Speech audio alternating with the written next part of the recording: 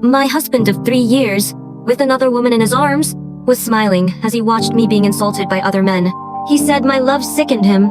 Later, deeply disappointed, I asked him for a divorce. But he kneeled before me begging. At this time, it was me who didn't love him anymore. I didn't mishear you, did I? Not 1 million, not 10 million, but 10,000? Carter Richards' girlfriend looked as if she had just heard a joke, her eyes exaggeratedly wide. You remember, your family used to be quite wealthy. How could it come to this? Her words were like twisting the knife in my open wound. Ever since my parents passed away, our Woods family has fallen from grace. The new business tycoon today is Carter. It wouldn't be an exaggeration to say he has the world at his fingertips. Sitting in the shadows, Carter toyed with a bracelet in his hand, watching my embarrassment with cold detachment. The mocking glances that followed felt like needles piercing my back. After 3 years of marriage, ours was nothing more than a facade. The woman by Carter's side, Ira Dyer, was the one who now basked in his power and influence. 10,000, will that do? My voice trembled slightly, striving to maintain some dignity. I'll do anything you ask. Ira glanced at Carter uncertainly. Seeing he remained silent, she dared to sneer. Forgive me for being blunt, but you're not worth that much for one night. Carter lifted his eyelids and smiled. Ira, we haven't divorced yet. Though it was a warning, his words were laced with indulgence. She stuck out her tongue. In name only, would you really scold me for her? I'll give you the money. Amidst the clamor, Carter's partner suddenly spoke up. The room fell silent instantly.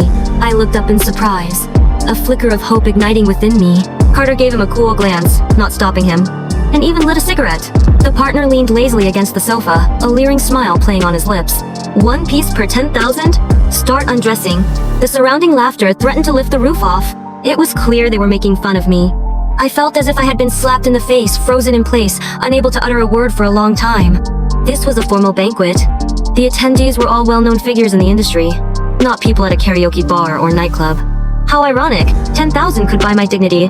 Whether you undress or not is up to you. If you can't handle it, you can leave. I looked at Carter. From beginning to end, he remained detached. Fine, I'll undress. I lowered my head, my fingers trembling as I unbuttoned my coat.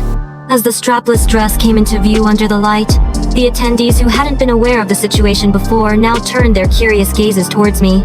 Carter's gaze grew colder as he sat in the shadows, silently watching me. My neck and collarbone still bore faint kiss marks. All of them were his doing. Take off the dress. The partner licked his lips. Ira laughed uproariously, even clapping her hands. I gripped the hem of my dress, my palms sweaty. Suddenly, Carter moved. A band card was ruthlessly thrown onto my chest. Carter leaned back, extinguishing his cigarette, his tone indifferent. Enough. Don't make a spectacle of yourself. The rain was pouring down heavily. Wrapped in the waiter's coat, I stood under the eaves, clutching tightly to that band card in my hand, as if it were a lifeline. It was cold, and it took me several tries to dial the number. Auntie's voice came through the receiver. Where's the money? It's coming. I still hadn't fully recovered from my recent cold. My voice sounded a bit nasal. I rubbed my nose and asked cautiously, is Marina's condition improving at all?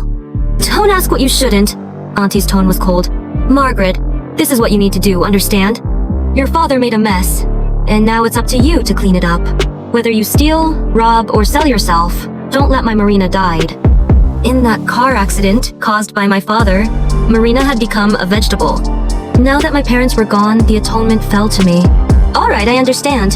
After hanging up the phone, I looked up at the pitch-black sky, lost in thought. The raindrops on my forehead had numbed any sensation of cold. It wasn't until someone approached from behind that I realized Carter was walking out with Ira in his arms. Carter, are you coming to mine tonight? Ira asked cheerfully. Not tonight, next time, Carter replied tersely. She didn't dare argue and got into Carter's car. The black car smoothly vanished into the dark night, and everything around us became quiet. Carter suddenly grabbed my chin and turned it towards him. Come home with me! The light in my eyes dimmed as I silently prepared for what was about to happen. The car door closed, shutting out the noise. His long legs trapped me in the corner. Carter adjusted his tie slowly and ordered, "Take it off." The driver, accustomed to such scenes, raised the partition. "Tomorrow, okay?" I had been drenched by the rain, and my body felt alternately cold and hot. The dizziness was getting worse. "Aren't you worth 10,000 per close?" he sneered beside my ear.